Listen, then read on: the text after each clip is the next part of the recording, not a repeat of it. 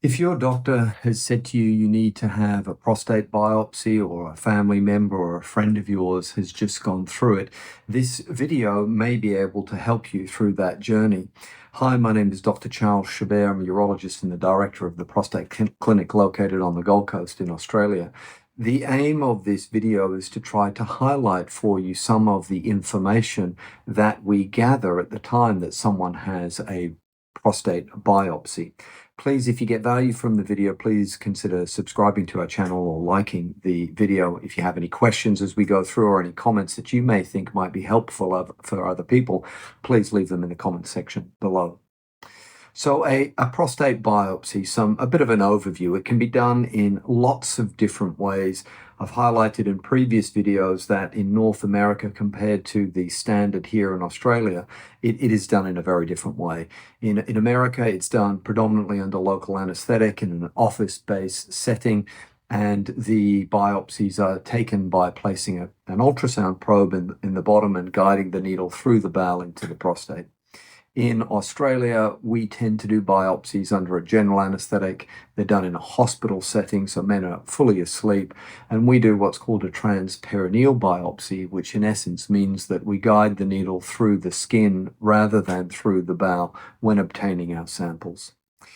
Before men get to a prostate biopsy, and this has been the case really for the last decade or so, men are evaluated with an MRI scan. So that really is the first port of call. Men need an MRI scan if they have an abnormality to the PSA test, or alternatively to the DRE.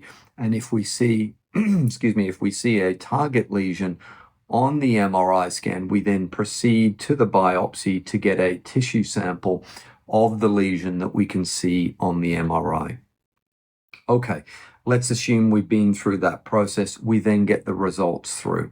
So the first question we're asking really is there any sign of prostate cancer on the tissue that was sampled? So that really is a binary question. A binary answer. We either see that there's prostate cancer, or there are no features that are consistent with prostate cancer. If we do get a positive biopsy, so we see prostate cancer on the biopsy, the next piece of information that we get is something called a Gleason score. Now, a Gleason score is a number that the pathologist provides when he or she looks down the microscope at the biopsy material. We've got three numbers. We have a 3, a 4, and a 5. Now, a particular number is attributed to a particular pattern of prostate cancer.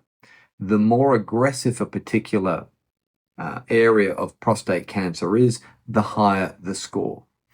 We have a score which is the sum of the two most predominant patterns. So the most common pattern that we see, for example, would be a Gleason 3 + 4 = 7.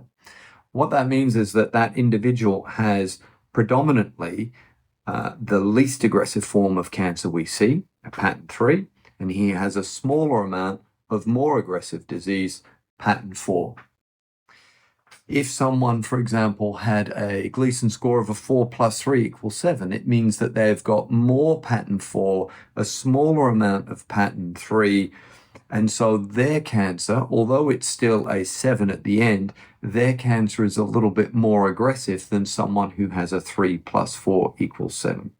So to summarize on that point, the first number really is the most predominant type of cancer that we can see on someone's biopsy.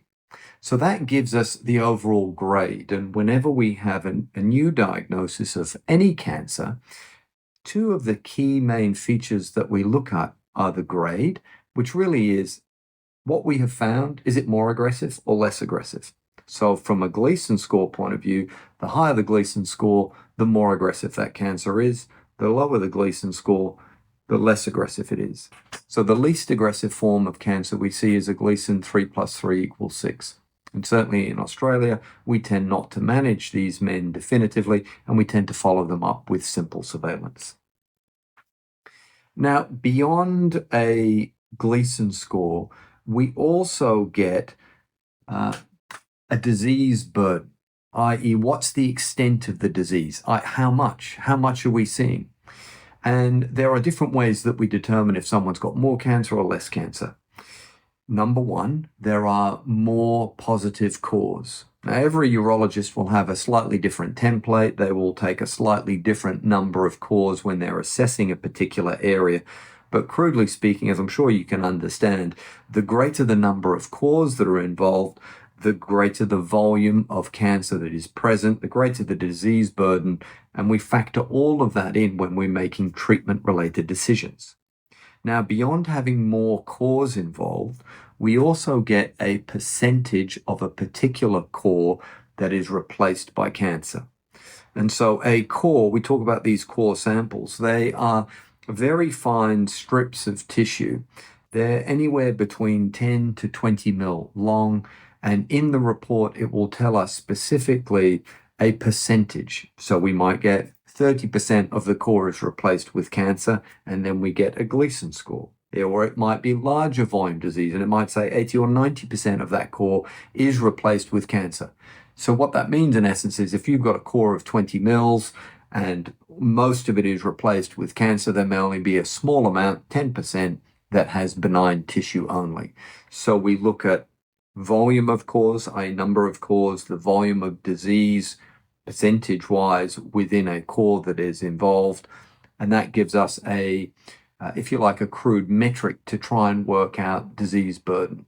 And then we begin to compile a risk profile for someone, whether we think their disease is less aggressive or more aggressive, and it's on the basis of that interplay between disease profile and the age and the health and the wellness of that man and how long we think he's going to live for. It's the balance between those two that guides us as to whether or not someone should have treatment or whether we can just monitor things and put that man into surveillance.